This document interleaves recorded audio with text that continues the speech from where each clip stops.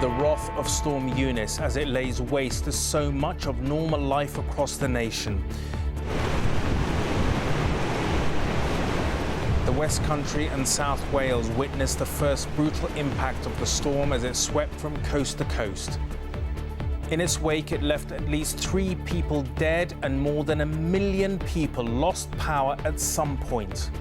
Suddenly it came towards me and I thought it was going to kill me.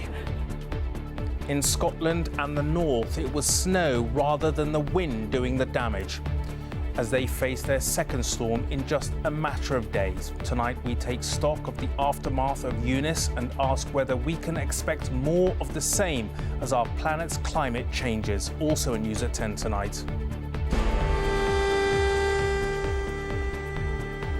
Rebel leaders in eastern Ukraine order ethnic Russians to evacuate as the West say the Kremlin is using it as a pretext for invasion. Everything that we're seeing is part of a scenario that is already in play of creating false provocations.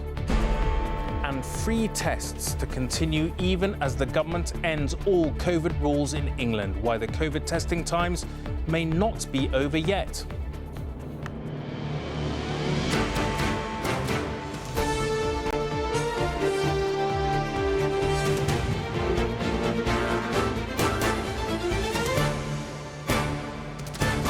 This is ITV News at 10 with Rageh Omaar. Good evening. The threat was there in the red weather warnings. The high winds of Storm Eunice could be a danger to life. Sadly, they were. They claimed 3 lives in Merseyside, Hampshire and London. The winds reached hurricane force in the Isle of Wight, setting a new record for England, 122 miles an hour.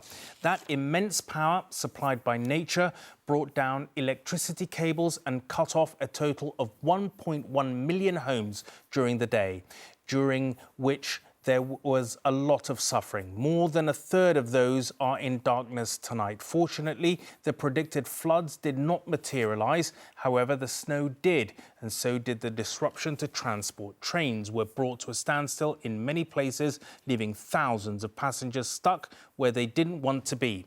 For once, London did feel the force of a storm. The O2 Arena, formerly known as the Millennium Dome, had a section of its roof torn away. Storm Eunice has left Britain battered and bruised.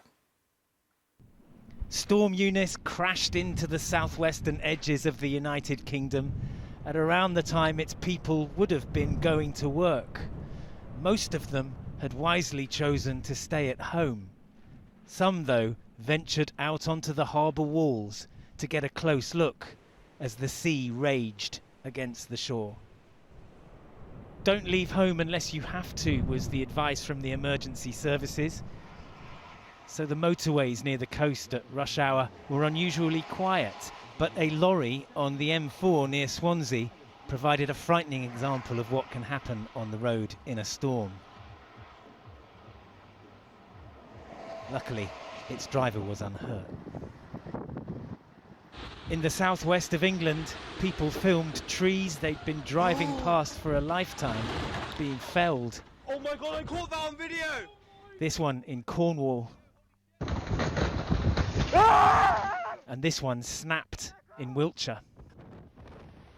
In Somerset, even a church spire wasn't spared. It fell off. From the western coasts, Eunice roared across the breadth of the UK to London, a city so often spared the worst weather, where parts of the canopy which covers the O2 Arena were ripped away. Not far from here, a woman was killed when a tree fell on the car she was travelling in. People died in similar circumstances in Hampshire and Merseyside. Survivors spoke of narrow escapes. Suddenly it came towards me and I thought it was going to kill me, but instead it crashed and just hit the gate, and I thought, oh my God, my car is underneath it. Journeys made by other means weren't easy. Oh, sing right, sing right, sing right! The skills of the pilots were tested by the wind at Heathrow, and train timetables which weren't cancelled completely were severely disrupted here in Banbury by a roof on the line. It's low tide here, but you can see the waves crashing in for miles along this stretch of coastline. The sea's getting churned up, and that powerful wind just feels relentless. That wind, and sometimes the walls it pushed over, made power supplies flicker and then fail completely. Nothing happening. Still off. That means like the Wi-Fi's down, phone, landline. I've got my mobile, which I did charge up last night. And it's scary because I know people up north have been without power. Some of them have been like a week or something ridiculous or more. And I just think, I hope we're not going to be in that situation. On the coasts where the storm arrived, the winds eased slightly but kept up. As night fell on a long day, Eunice still held much of this land in its powerful grasp. Well, Geraint, you're in North Devon, but the storm has now blown on from the West Country, but it's left behind considerable problems, including many people cut off from power. Still 100,000 homes or thereabouts without power in this area tonight, and there's concern that that situation might continue through the weekend because there are in place right now and for tomorrow weather warnings for high winds for this area and South Wales and across the entire south coast of England. Concern too that bad weather through the weekend will stop efforts to get those travel timetables back to normal. Tragically, people did die today because of the storm. There are people in hospital tonight because of it as well. I think, though, there will be some relief amongst the emergency services that more people weren't hurt and that more damage wasn't done. Those red warnings issued yesterday appear to have had some effect. By and large, people appear to have listened to them. OK, Geraint in Instow, thank you very much indeed. Well, as Geraint was mentioning, we woke up this morning to 2 red weather warnings upgraded overnight and meaning a danger to life. One covering coastal areas in the southwest of England and South Wales, the other for the southeast of England, including for the first time London in the eye of the storm. Record-breaking winds thrashed the country. 122 miles per hour at the Needles on the Isle of Wight was recorded at 11 a.m. Throughout the day, more than 1 million homes in England and Wales suffered power loss. Tonight, 435,000 remain unconnected. Public transport has also been severely disrupted. No trains have run in Wales for the whole day and only limited lines are running in England tonight. It's unclear when normal services will resume. London's inland location and the elevation of its buildings usually means it avoids the worst of any storm. Eunice clearly didn't know that. This morning's red weather warning was the first for London since the alert system was revised a decade ago. 3 of the big mainline stations suspended services: Euston, Paddington and Waterloo. So did local networks because of trees blocking the track. London Fire Brigade was getting so many 999 calls it declared a major incident. London woke to the false promise of blue skies, but for the first time, an ominous red alert. It became a day of lucky escapes for some, like the passengers of the bus that ploughed through the worst of the storm. Though few fared well against the ferocious winds. They ripped the roof from the Millennium Dome, the O2 Concert Arena, shredded like the sails of a ship lost at sea. There's a couple of trees down over there, but yeah, nothing like this. This is like history, isn't it, really? It's unbelievable. Eunice was a showstopper. Performances were abandoned. The stage is now set for no more than huge repairs. It is a dramatic illustration of the power packed by Storm Eunice in a city which has so often in the past avoided the worst of the winter furies. No wonder so many Londoners have heeded the advice to stay home, to stay safe. But home was no guarantee of sanctuary, from scaffolding that creaked and fell. Jesus. And from 5 neighbouring houses where masonry plunged to the ground and was scattered along the pavement. It seems miraculous that the capital has not witnessed even greater tragedy. In Tottenham, Several hundred tons of steel moved to the rhythm of the wind, a real-life stress test for the Spurs football stadium. I'll wait as long as I have to.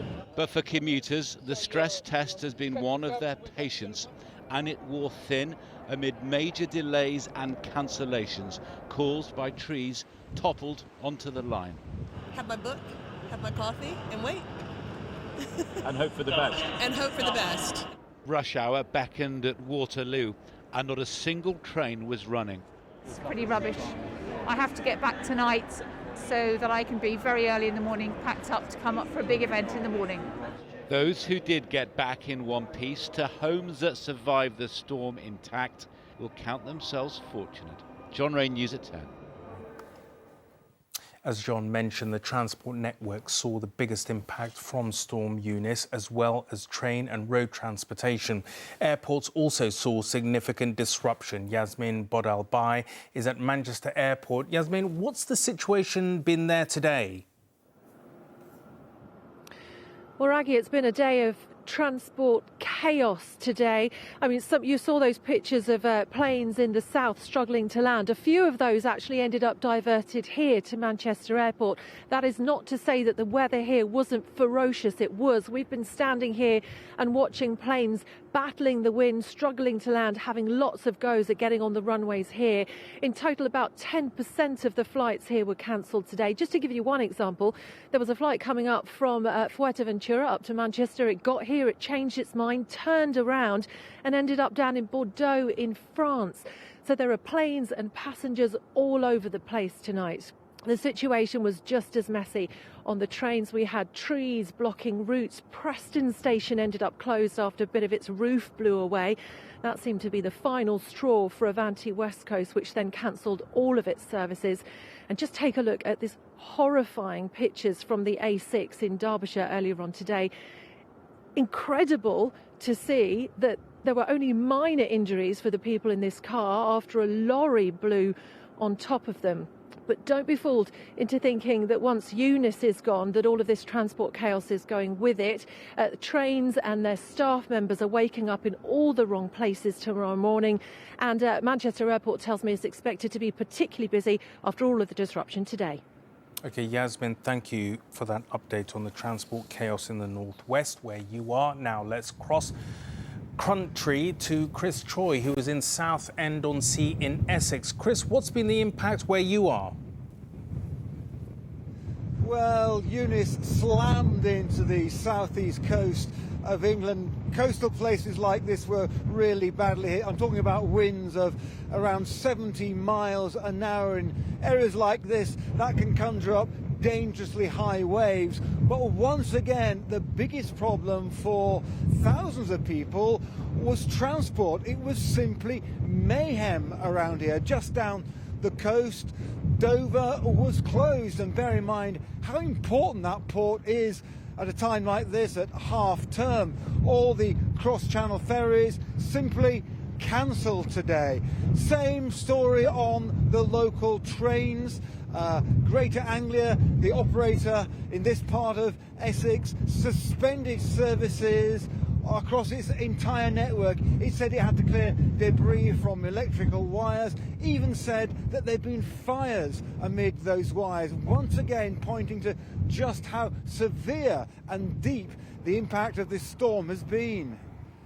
Chris, in Essex, thank you very much, where the storm is still battering the east of the country. Now, the power of the storm prompted 2 historic restrictions on travel in Wales. All trains were cancelled, and both the 7 road bridges, the M4 and the M48, were closed. So was the Britannia Bridge to Anglesey. And many Welsh schools, thousands of homes also lost their electricity supplies. For the first time in over a quarter of a century, Storm Eunice completely closed both 7 crossings in and out of Wales today. On a frantic Friday that saw all attempts to get in and out of the country almost entirely cut off. People were warned not to travel due to risk of life, and it was easy to see why. This lorry falling foul on the M4, blown over in the high winds. But the roads were the only option here, as all trains were cancelled, planes grounded too, the storm bringing parts of Wales to a standstill. This is likely to go on until tomorrow. Start of service tomorrow will mean us having to check and assess over 1,000 miles of railway track. There's a roof just gone. Look at that. Oh my God. Oh. The owner of this caravan in Swansea wasn't the only one to lose his roof. This is unbelievable. I got to get from you. The top of this sports centre in Cardiff was also ripped off. Across Wales, around 40,000 properties lost power at Eunice's peak, and all schools sensibly shut their doors. But it was on the coast where the storm showed its strength, powerfully pinning back those attempting to press on regardless. Well, it's just gone 12 o'clock here. The storm was meant to be slowing down by now, but as you can see, it really isn't. Here on the South Wales coast, storms have reached up to 87 miles an hour. On the whole, people are heeding the warnings to stay indoors. By late afternoon, Wales was assessing the damage. The M4 bridge crossing is reopened tonight, but disruption is likely to linger as the clean-up gets underway. Daniel Hewitt, News at 10, Cardiff. Well, mixed in with the strong winds that hit Scotland and the northeast and the northwest of England was snow, lots of it. Blizzards brought wintry transport problems even in places that are used to them on both sides of the border. When it came thick and fast. As we drove, visibility was near impossible. The road bends round to the right. So many roads becoming impassable. No.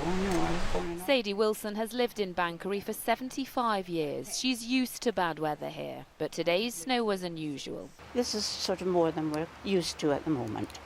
But I've got in loads of logs, and I've filled a couple of flasks just in case, and I've got 2 wood burners, so I'm fine and dandy. But the cavalry was out in the Cairngorms. Snowplows tried to clear a path for the morning commute. In Concert, County Durham, cars struggled to get a grip. Others in Teesdale spun out of control. A bit of a shock, yeah. Well, basically just lost control of the car coming around the corner. Just fishtailed and... For a time, the road connecting County Durham with Cumbria was closed completely. A whiteout for many.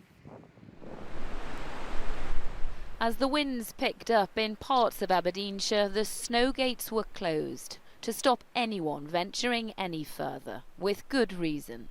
More than 20 centimetres of snow is expected to fall on high ground, around 5 centimetres lower down. But Storm Eunice's high winds on the hills bring with them the potential for avalanches.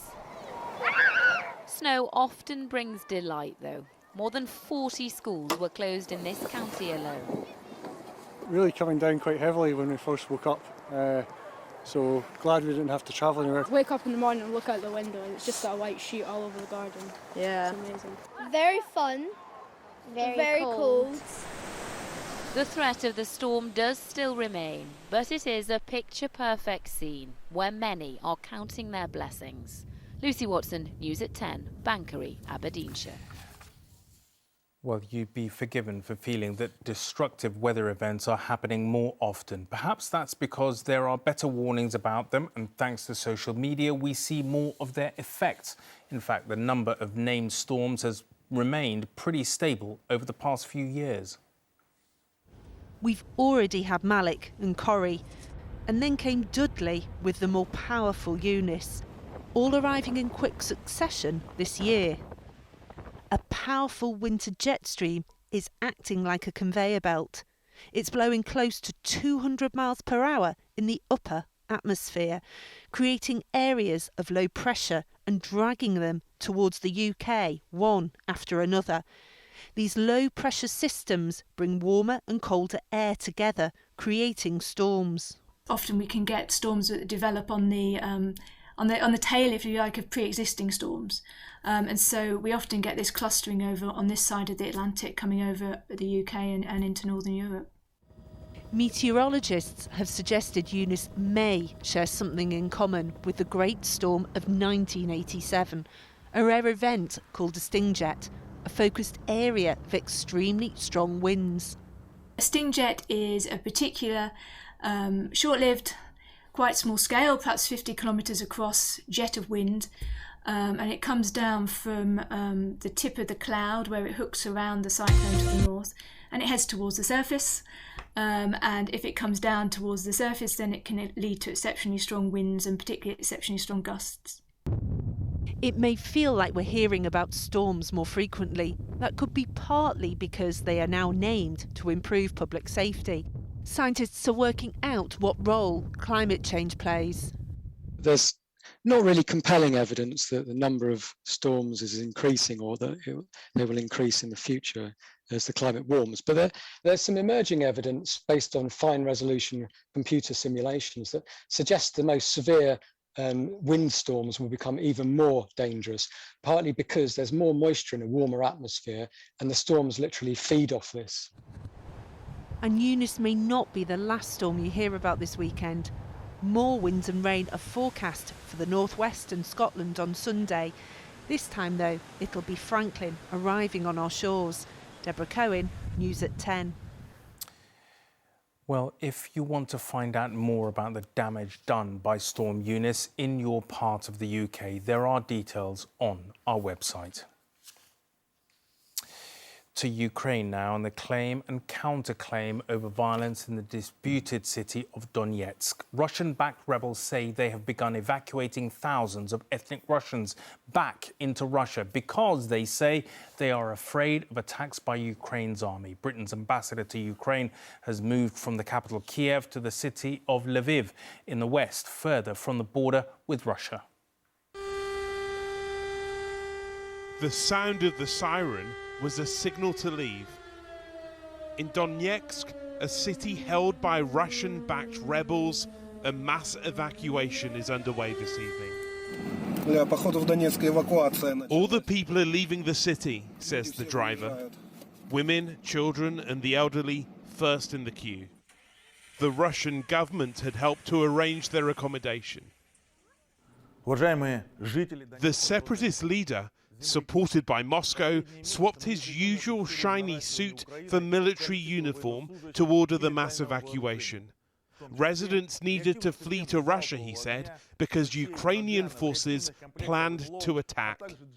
But analysis later revealed this announcement was recorded 2 days ago, raising suspicions it was part of a premeditated plan. Footage published by the separatist leadership. But people in the city have told ITV News it doesn't reflect what's really happening, and very few people have actually left. Then later, in the same city, an explosion, a car bomb. It was described as an assassination attempt on a local leader, but Ukraine says this was all theatre, part of a series of events staged by Russia to cast Ukraine as the aggressor, to create an excuse for a war. Вкотре повторюю, військово-політичне керівництво держави не планує і не проводить наступальні операції на сході України. Єдиний прийнятий для нас варіант деокупації наших людей і територій – політика дипломатична. President Putin rejected all that this afternoon, but today's events do reflect the Kremlin script anticipated by some Western governments.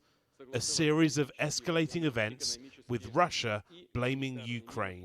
Everything that we're seeing, including what you've described in the last 24, 48 hours, is part of a scenario that is already in play of creating false provocations, of then having to respond to those provocations and then ultimately committing new aggression against Ukraine. Roadblocks close to the Russian border today, Ukraine's security forces preparing for whatever might happen next. The American government has said again that an invasion could happen within days. They've been saying that for 8 days now, but Western officials consider the events of today to be ominous, with one claiming that the prospects for a solution are not looking great. Rageh, News at 10, Kiev. in the last hour, President Biden has been speaking. We'll hear from Emma at the White House on that. But first to Neil, who's in Moscow.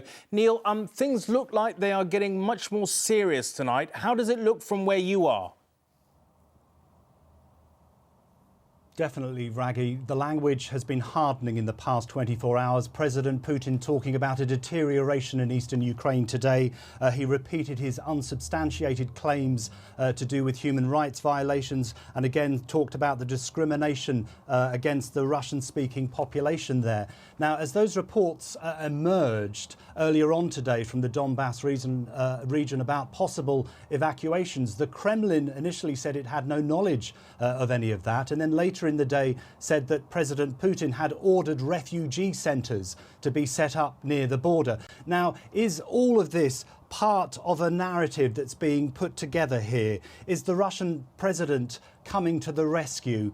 Is this the pretext for a move on Ukraine that the West has warned about so clearly over the last few days? That is what people are clearly asking tonight. Now, tomorrow, President Putin will oversee military exercises, which will include ballistic and cruise missile launches. They are designed to simulate a nuclear attack. The timing of all of this is not accidental, as the tensions in this crisis, I believe, tonight are at their highest level so far. President Putin tomorrow is determined to put on a show of strength to the world as it watches and waits and wonders what next for Ukraine. OK, Neil in Moscow, thank you very much. To Emma now. And Emma, President Biden has just finished speaking. What has he had to say? Yes, he said for the first time in all these days of discussion that he is now convinced that President Putin has made the decision to further invade Ukraine. That is a very significant statement. Bear in mind exactly what it is. It is the leader of one superpower saying that he believes that another is going to attack a smaller nation. It is a very, very bleak moment in this situation, and as much as the language has hardened there in Moscow, it's certainly hardened here. The president says that the road to diplomacy is still open. He is still urging Russia to get their diplomats to the diplomatic table, but I got the feeling listening to him tonight, he feels that that moment has probably passed, however much he wishes that it hasn't. He also had a very bleak warning about what he thought President Putin's strategy would be. He was quite clear that should there be further invasion, it would be invasion directly hitting Kiev, the capital, home to 2.8 million people. He said that he had based all these beliefs on intelligence that his community had been able to gather. OK, a pessimistic outlook by President Biden, but also, Emma, there are some signs of strain between the US and Ukraine. How does that appear to be now? Yes, these strains have been evident over the past few days, with President Zelensky feeling rather frustrated at what he obviously believes is the melodrama of the Americans, that they're hyping this situation up more than needs be. There's certainly a feeling amongst the Americans that he is somebody who doesn't have the experience. But we're now in a situation where the Americans don't really want President Zelensky to go to Munich to the security conference tomorrow, because they are concerned that if there is an invasion, it will look like he has fled. President Biden has said he has to make that decision himself, but it's clear he's concerned.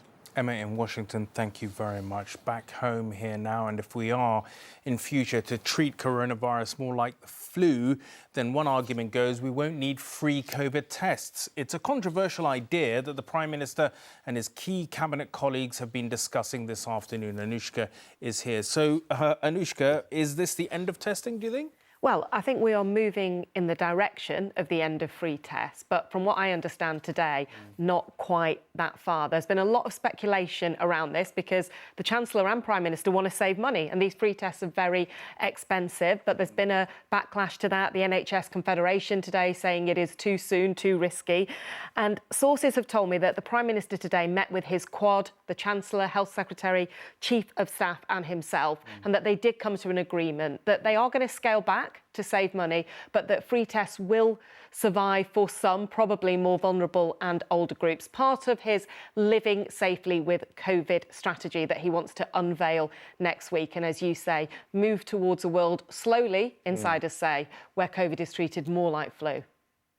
Also, Anushka, tonight confirmation that the Prime Minister has finished his, what you might call his Partygate homework. Explain. Yeah, Partygate homework maybe. His police questionnaire, as some others might call it. It was today the deadline to finish it off, and Number 10 have confirmed tonight that he has finished it and handed it back. Boris Johnson desperate to move on from this, to do his COVID exit plan and talk about other policy, but everyone is watching what happens next. I've seen letters even from supportive MPs to their constituents saying they're waiting for the outcome of this police investigation and then the Sue Gray report. So whatever the Prime Minister wants to do, he knows that the next few weeks are really critical for him. That's going to come back and into the headlines. Thank you very much, Anushka. Now, there's been a desperate rescue operation off the north coast of Corfu, where a ferry heading from Greece to Brindisi in Italy caught fire. Nearly 300 passengers and crew were on board. Almost all of them managed to get off and into lifeboats, but 11 people are missing. 2 lorry drivers who were trapped on one of the vehicle decks also made it out, thanks to the bravery of rescuers who were dropped onto the blazing boat from a helicopter. Team GB have been stripped of their silver medal in the men's 4x100-metre relay at last year's Tokyo Olympics, after CJ Uja, seen here preparing to run the first leg in last year's final, tested positive for a banned substance. He has apologised and claims he consumed the substance unknowingly. Team GB say anyone caught doping is not welcome in their squad. Team GB's Winter Olympics won't, after all, be the write-off it had looked like a couple of days ago. They will now be coming home with at least 2 medals. The women's curling team won a nail-biting match against the champion Sweden to make it through to the final against China in the early hours of Sunday morning. So, silver or gold is guaranteed, just as it is for the men's team in their final tomorrow. For Captain Eve Muirhead, it'll be the first final after reaching the semis in 3 Winter Olympics. So, Storm Eunice did its worst in the end. It wasn't as bad as the Great Storm of 1987, which I remember. It helped there were no leaves on the trees. It helped there was plenty of warning. It wasn't perhaps as bad as some of those warnings suggested, and yet at least 3 lives were lost. Eunice arrived in daylight and destruction was done in front of our eyes. It wasn't localised, it touched the whole country. For once, the heart of London wasn't spared. The O2 Arena had parts of its roof ripped to rags. It made travelling difficult, even a bit risky for some and impossible for others. However, safe and cushioned, modern life, even modern transport can feel, even today, was a reminder of nature's power. And yet, mercifully, the storm went through quickly, leaving sunshine in its afterburn and in its destructive calling card, a reminder that despite everything else, that winter's havoc is not yet over. And that is all for tonight. Don't forget you can keep up to date with all the latest on the aftermath of the storm on our website, itv.com/news. And do keep up with that and stay safe. From me and everyone on News at 10 tonight, good night.